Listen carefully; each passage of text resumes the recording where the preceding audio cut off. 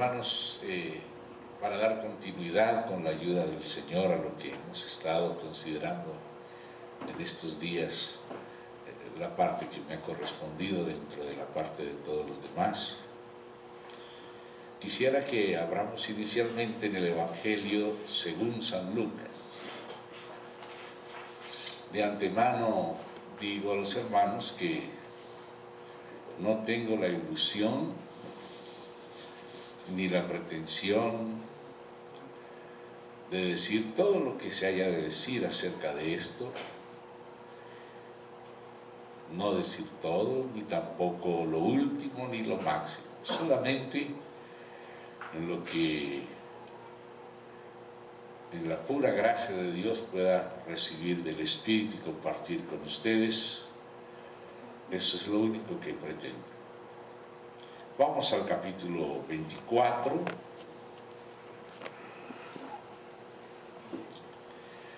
Y vamos, Lucas 24. Vamos a leer desde el versículo 44 en el contexto de una de las apariciones de la resurrección. Habíamos quedado precisamente ahí, en la fiesta de las primicias, que nos habla de la resurrección del Señor Jesús y de la resurrección nuestra en Él, lo que nos viene de la resurrección. Y ahora Él resucitado, Él continúa. Entonces, así en ese contexto, después de que comió de lo que los apóstoles tenían para comer, del supermercado del río y del supermercado del monte, pescado y miel, ese era el supermercado de los apóstoles, para mostrarles que no era un espíritu solamente, que él había resucitado también íntegramente, un espíritu, no tiene carne ni huesos como veis que yo tengo, y les mostró las manos y los pies, y les mostró que él mismo era, porque ellos estaban asombrados, cosa semejante nunca había acontecido, no era para menos ese asombro. Entonces, después de haber comido, hizo algo que él también hizo durante 40 días. Aquí es una de las cosas que él hizo.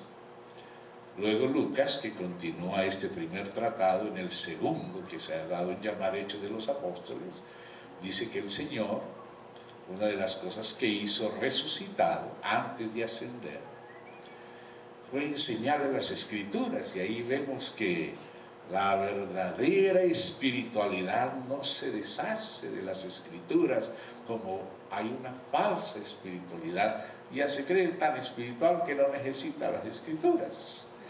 Pero el Cristo resurrecto, ¿qué puede haber de más espiritual?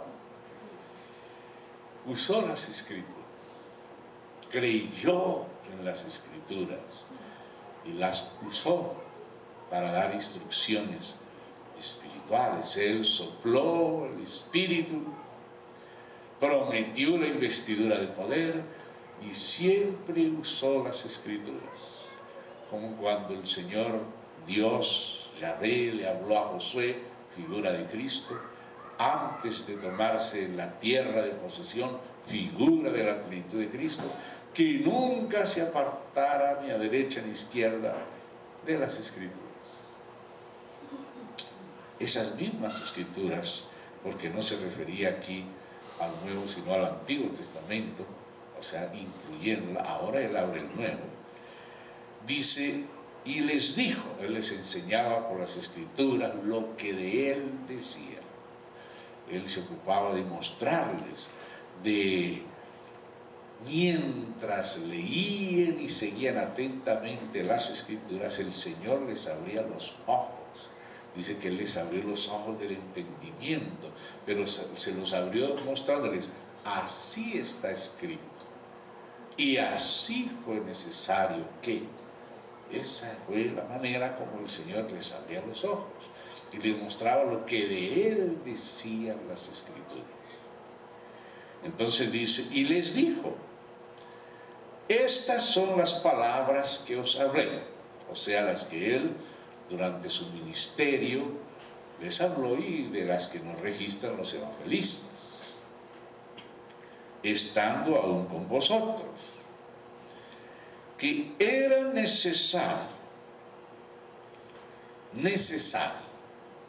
Aquí está el Señor diciendo lo que era necesario.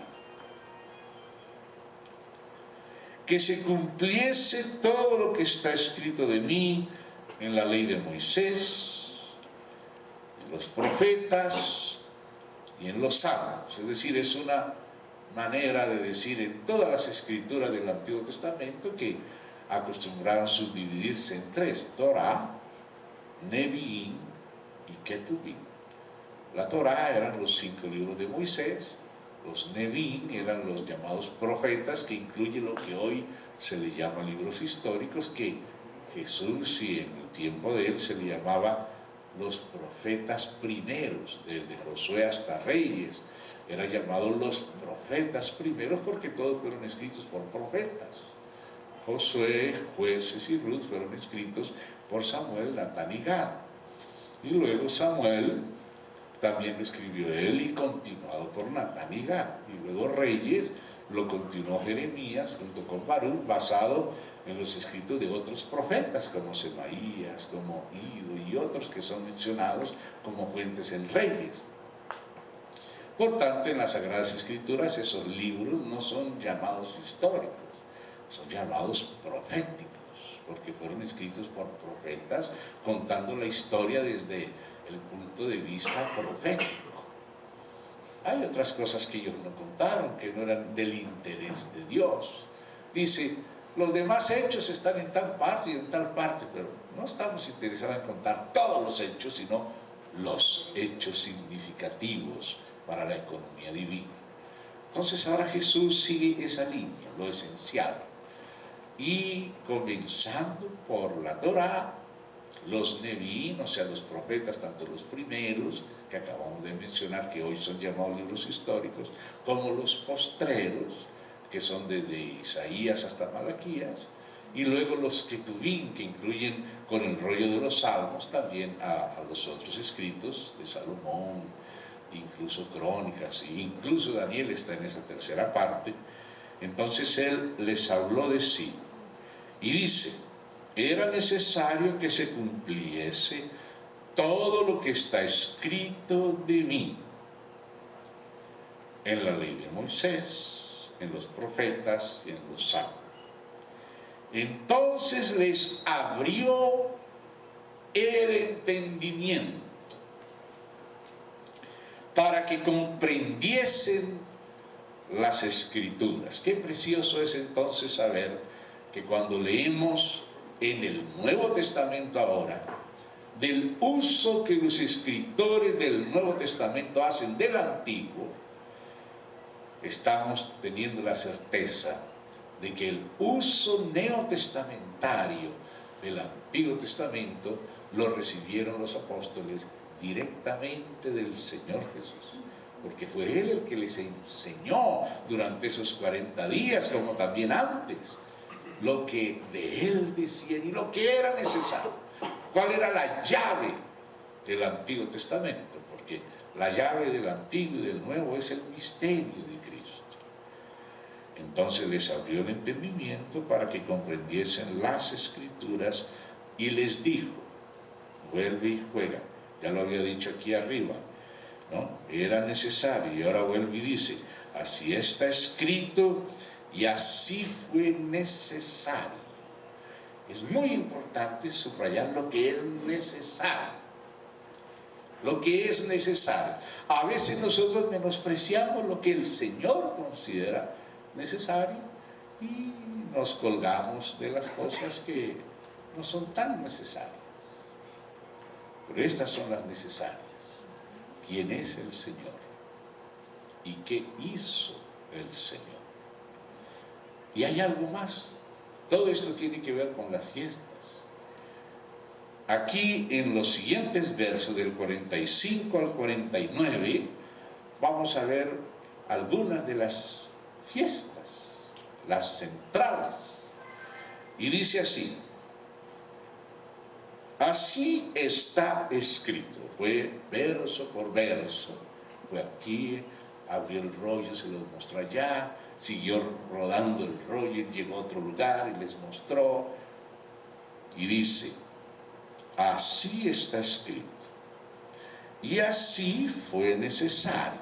¿Qué fue necesario? Primero, que el Cristo padeciese. Voy a detenerme un poquito acá. Fíjense que él está mencionando y le llama necesario a los puntos claves de lo que podríamos llamar la historia sagrada. Vamos a decir, los actos redentivos claves. Aquellos que están representados en las fiestas. Y digo esto muy a propósito, para que también nosotros tomemos conciencia de la parte que ahora, de aquí a poco, vamos a ver que nos atañe de manera directa. Porque él no dijo que era solamente necesario que él muriese. Sí, dijo también que resucitase. Sí, era necesario que esperaran en Jerusalén para recibir el Espíritu, sí. Pero él también dijo algo más que era necesario. Que también es un hecho divino, solo que ahora a través de la iglesia. Que es necesario. Y por eso es que entre Pentecostés y expiación hay una fiesta que se llama trompetas, que muestra algo que también es necesario. Entonces, ¿qué era necesario? Que el Cristo padeciese. Y ahí ya están las dos primeras fiestas. Ahí está la Pascua en su aspecto objetivo y está los panes sin levadura en el aspecto subjetivo.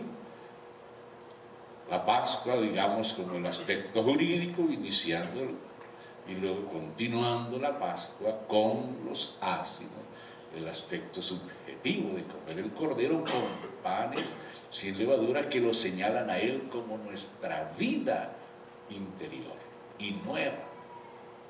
Eso era necesario. Eso es lo necesario. Eso es lo central del Evangelio. El Evangelio es acerca del Hijo de Dios en su divinidad, en su humanidad y en su obra, comenzando por el expiatorio. Por eso lo que ocupaba el lugar central en el lugar santísimo de todo el templo de Dios era el arca del testimonio. Ese era el testimonio.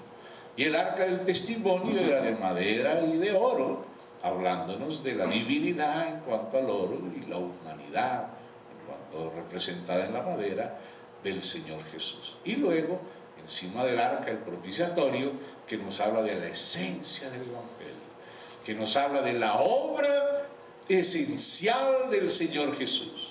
Su muerte, pero también su resurrección, ascensión, intronización, porque aquella sangre que fue provista en su muerte en la cruz, era introducida por el sacerdote, por el Cristo resucitado, al lugar santísimo para ser derramada en el propiciatorio.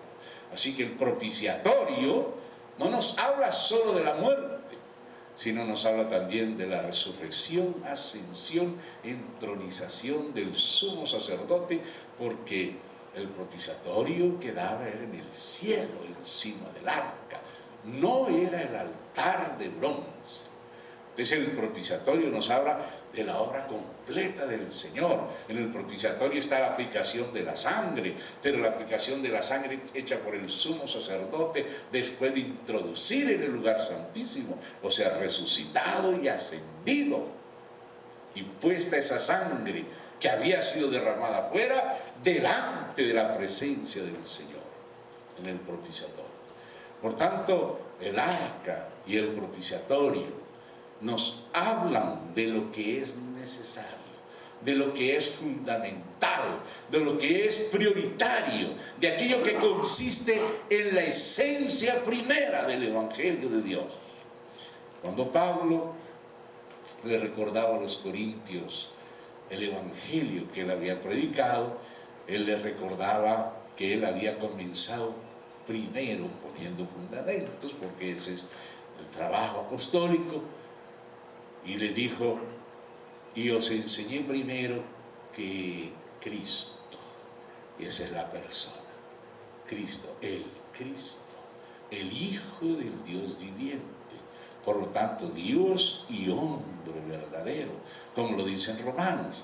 El Evangelio de Dios acerca de su Hijo, que era del linaje de David según la carne, mas que fue proclamado Hijo de Dios con poder, declarado Hijo de Dios, eso ya es en su divinidad, por la resurrección de Jesucristo. Entonces, el Evangelio es acerca del Hijo de Dios, acerca de su divinidad. Conocemos la divinidad por la del Hijo. Conocemos a Dios por la Trinidad. Conocemos el amor de Dios porque el uno es trino y porque el trino es uno. Eso es por lo cual conocemos a Dios. Esto será una blasfemia para el Islam y para el judaísmo fuera de la Biblia. Pero esa es la gran verdad y el gran tesoro de la iglesia. Dios sí tiene un hijo.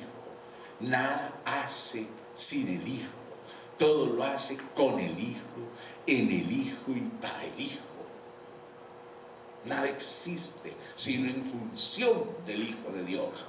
Dios crea para el Hijo, crea en el Hijo, crea con el Hijo. Y Dios reconcilia también por el Hijo. Entonces lo esencial está ahí en el lugar central del Santísimo. Y es el arca, que tiene oro por dentro y oro por fuera, y entre los dos oros, el de adentro y el de afuera, tiene la madera, y encima el propiciatorio. Ese oro nos habla de la naturaleza divina, y el oro de adentro nos habla de la persona preexistente, eterna, del Hijo de Dios con el Padre. En el principio era el Verbo. Era. No comenzó con el principio. El principio comenzó, pero Él ya era cuando comenzó el principio. En el principio era el Verbo. Esa era la persona interior de Él. Y esa persona está representada en el oro de adentro del alma. Pero Él se hizo hombre, asumió nuestra íntegra humanidad, con espíritu humano, alma humana, cuerpo humano, y por eso aparece ahora un poquito más afuera del oro de adentro, la madera de acacia que nos habla de su humanidad. Pero luego Él dijo: Padre, la gloria que yo tuve contigo antes que el mundo fuese, dame otra vez, glorifícame con aquella gloria. Entonces, cuando Él resucitó, aquella gloria que Él tenía antes de la encarnación le fue dada, pero ahora le fue dada en la encarnación. Por lo tanto, Él glorificó con su gloria nuestra humanidad que Él asumió, y por eso ahora el oro está también por la parte de afuera del arca. Él es la persona divina adentro que se hizo hombre, pero ahora está glorificado en su humanidad. Nos glorificó con la gloria divina. Y encima está el propiciatorio, que es de oro, que es una obra de Dios. Esta es la obra de Dios, que creáis en el que Él ha enviado. Y Él vino a morir, su muerte y su resurrección y su ascensión, su intercesión, es lo esencial de la obra del Señor y su reino. Y eso es lo que está representado en las fiestas y en muchas partes, y es lo primero del misterio de Cristo. Es el contenido de la administración apostólica. Cristo murió por nuestros pecados según las Escrituras, fue sepultado y resucitó al tercer día y apareció a los apóstoles, y a fulano y a mengano. No mencionó Pablo las mujeres en 1 Corintios, no porque Él no se les haya aparecido a ellas, sino porque Él está dando un testimonio, y en aquellas culturas de aquel tiempo el testimonio de las mujeres no era tenido en cuenta, solo el de los hombres. Entonces Él tuvo que mencionar los testigos hombres. Pero el Cristo también se apareció a las mujeres, y eso aparece en los evangelios. Entonces aquí dice: Era necesario. Padre, si no se puede quitar esta copa, no se haga mi voluntad sino la tuya. Y esa fue la voluntad del Padre, que la copa que el Padre le dio, que era esta, Él se la tomara. Y era necesario, estaba escrito, estaba profetizado, estaba tipificado, porque lo reclamaba la justicia, la santidad y la gloria del corazón de Dios. Era necesario que el Cristo padeciese, y ahí ya tenemos la Pascua y los ázimos, y resucitase de los muertos al tercer día. Ahí ya tenemos las primicias. Permítame saltarme un poquito, y voy a explicar después por qué me voy a saltar por ahora solamente al versículo 49. He aquí que yo enviaré la promesa de mi Padre sobre vosotros, pero quedaos. Por eso fue que yo me quedé y me salté ese versículo para llegar a este. Después voy a regresar a lo que me salté. Quedaos, o sea, antes de salir a predicar, quedaos en Jerusalén. Antes de las trompetas, ahí en Pentecostés, quedaos en Jerusalén, hasta que seáis investidos de poder de lo alto. Entonces ahí en esa investidura del poder de lo alto está la fiesta de Pentecostés. Entonces ahora sí podemos regresar. Los dos versículos nos muestran ya esas 4 primeras fiestas, incluso la base para continuar. Era necesario que el Cristo padeciese, Pascua y ázimos, y resucitase de los muertos al tercer día, primicias. ¿Y qué más era necesario? No, pero hermanos, esto también es necesario. Esto también es una obra de Dios redentiva. Porque si Él muere, resucita, asciende, y nadie lo sabe, nadie lo recibe, entonces Dios no consigue el fruto. Por eso era necesario derramar el Espíritu Santo, y era necesario aquella fe que iba a ser revelada. La fe que una vez fue dada a la iglesia, el testimonio de la iglesia, también es necesario. Y ahí ya vemos, cuando dijo, quedaos antes de salir a predicar, era necesario que se predicase en su nombre el arrepentimiento y el perdón de pecados. Eso también era necesaria, la predicación. Agradó al Padre salvar a los creyentes por la locura de la predicación, el ministerio de la palabra. El ministerio de la palabra es también una obra del Señor. El Señor Jesús dice, al que venciere y guardare mis obras hasta el fin. Y una de las obras del Señor, y que fue la principal junto con la oración que le fue encomendada a los apóstoles, era el ministerio de la palabra. Ellos inclusive debían aprender a delegar otras cosas. El servicio de las mesas se lo delegaron a los diáconos, porque ellos no debían distraerse de una labor fundamental. Dice, nosotros persistiremos en la oración y en el ministerio de la palabra. El ministerio de la palabra es necesario. Por eso es que cuando llegamos allí a aquel cántico del misterio de la piedad que está registrado en Timoteo, 1 Timoteo 3:16, allí empieza diciendo, fue manifestado en carne. Ahí está la encarnación y lo que Él hizo en su carne. Y luego dice, justificado en espíritu. Y si unimos esa frase con lo que Pablo acababa de decir a los romanos, que acabamos de citar nosotros, no que lo acaba de decir, hay unos años entre Romanos y Timoteo, pero digamos, acabamos de mencionarlo.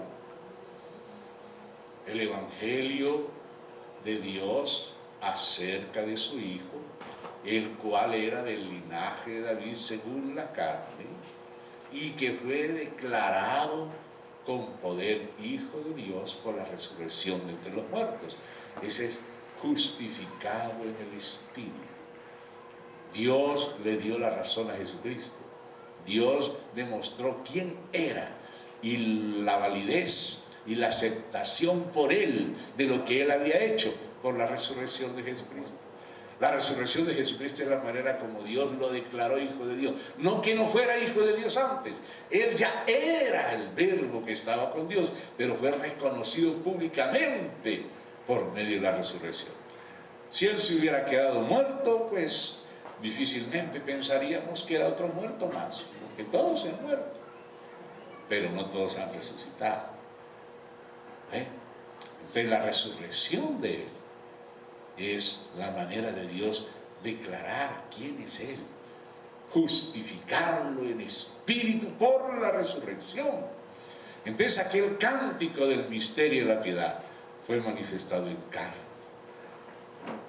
justificado en espíritu, visto de los ángeles, y luego dice predicado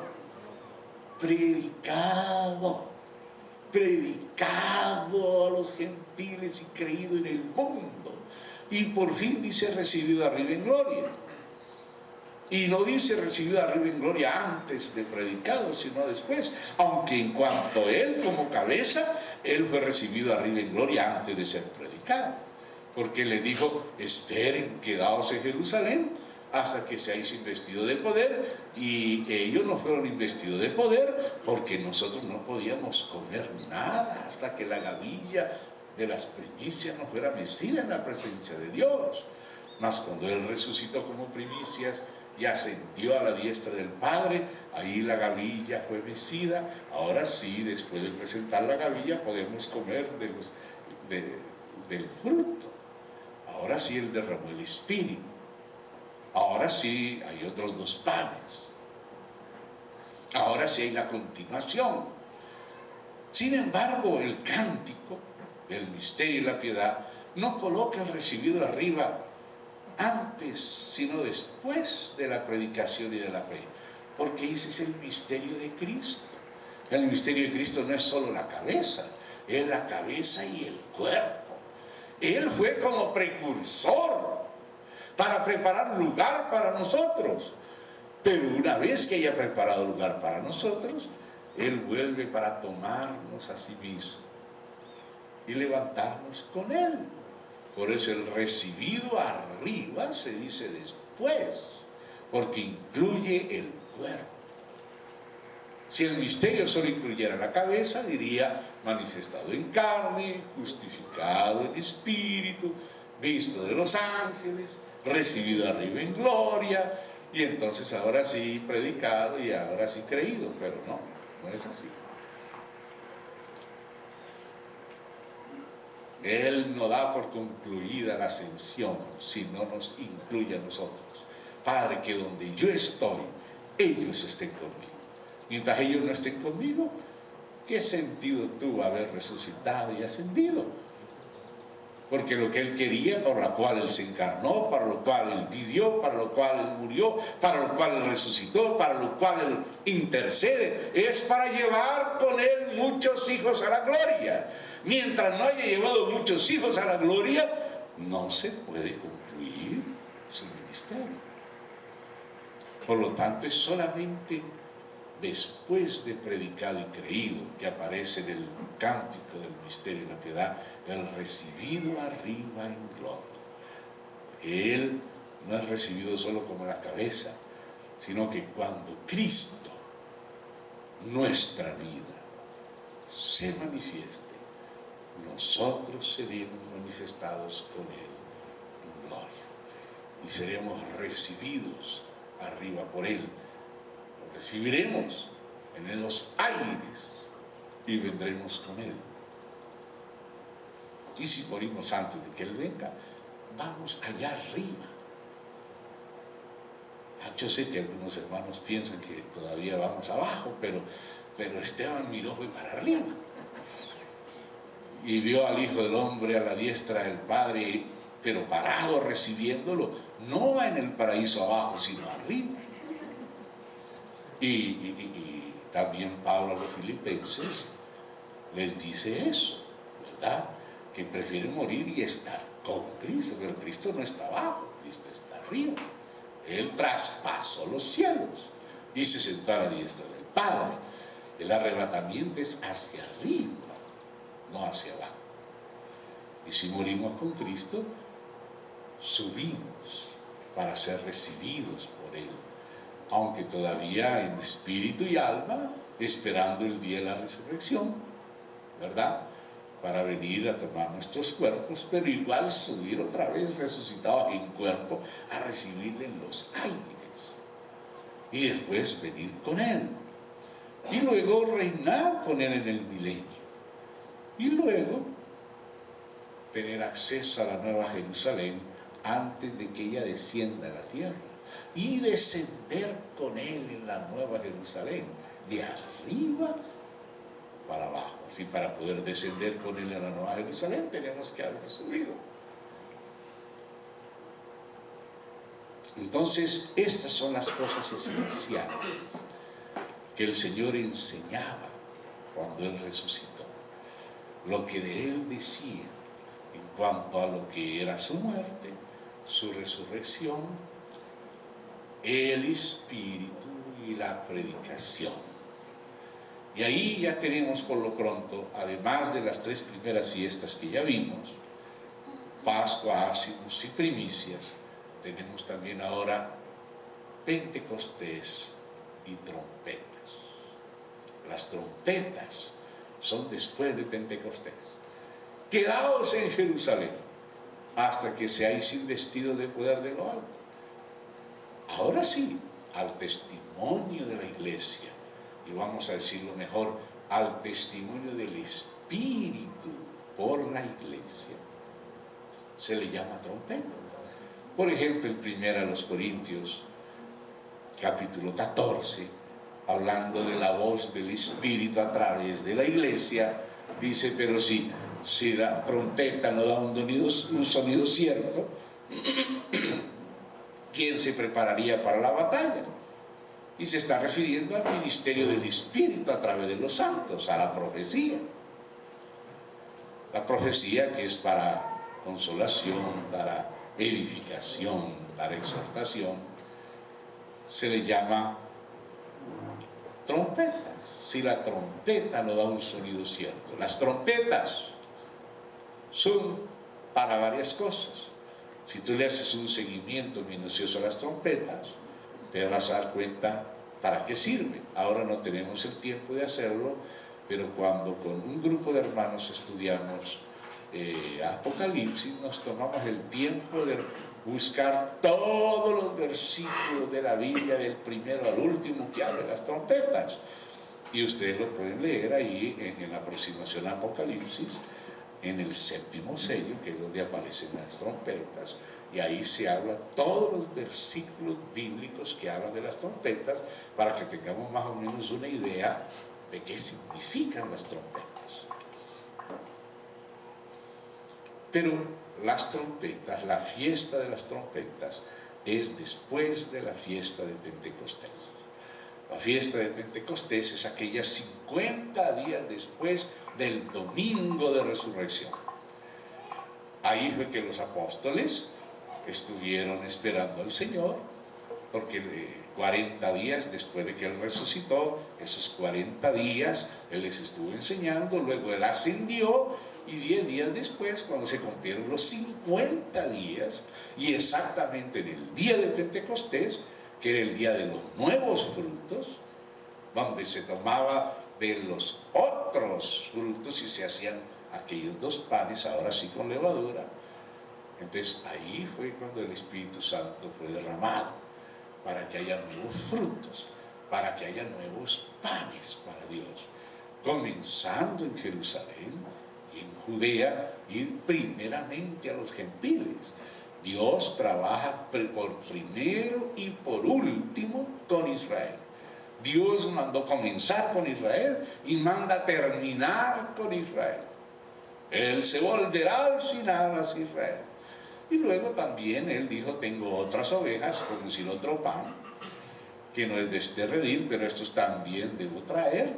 O sea, también tengo que hacer otro pan con otros granos de trigo ahora de entre los gentiles, un pueblo tomado de entre los gentiles, 2 testigos, no que ellos sean los 2 profetas, pero ellos son, Israel es un testigo. El Señor le dijo a Israel, vosotros sois mis testigos, que yo soy Dios. Y ahora la iglesia también es testigo, vosotros también daréis testimonio. El Espíritu Santo dará testimonio y vosotros también, le dice a la iglesia. Entonces esos 2 panes, que el número 2 significa testimonio, es el testimonio que Dios está dando. Dios está dando al mundo un testimonio a través de Israel y de la iglesia, del Antiguo y del Nuevo Testamento. Y ese doble testimonio va a ser también el mensaje de 2 profetas en los últimos tiempos, durante la gran tribulación. Ellos no van a traer una Biblia nueva, un evangelio nuevo, porque el evangelio es uno solo.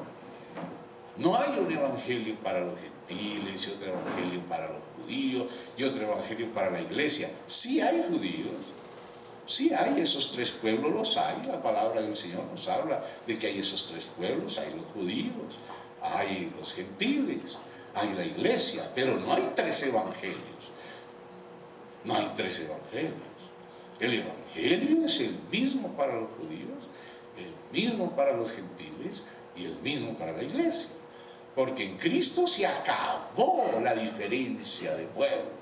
En Cristo ya no hay más judío, ni griego, ni gentil, ni bárbaro, ni escita, ni hombre, ni mujer, sino que ahora todos somos un solo cuerpo. Ahora somos un pan. Israel va a ser reinsertado en el cuerpo de Cristo cuando acepte al Mesías. Se comienza con Israel y se termina con Israel. Entonces Dios dijo, ir primero a las ovejas perdidas de la casa de Israel. Pero como ellos no se juzgaron dignos, porque no es por ser israelitas que son salvos, entonces los que rechazaron al Mesías se perdieron, desgraciadamente. Y eso lo dijo el Señor, si no creéis que yo soy, en vuestros pecados moriréis. No penséis decir que soy hijo de Abraham y que eso ya es seguro para ustedes. Dios puede levantar hijos de Abraham aún de estas piedras. Si no creéis que yo soy, en vuestros pecados moriréis. Pero Dios se volvió entonces a los gentiles, pero se reservó un septenario final para volverse otra vez a Israel, porque Él había prometido 70 septenarios, y la cruz paró con 69, pero en la cruz la bendición de Abraham pasó a los gentiles.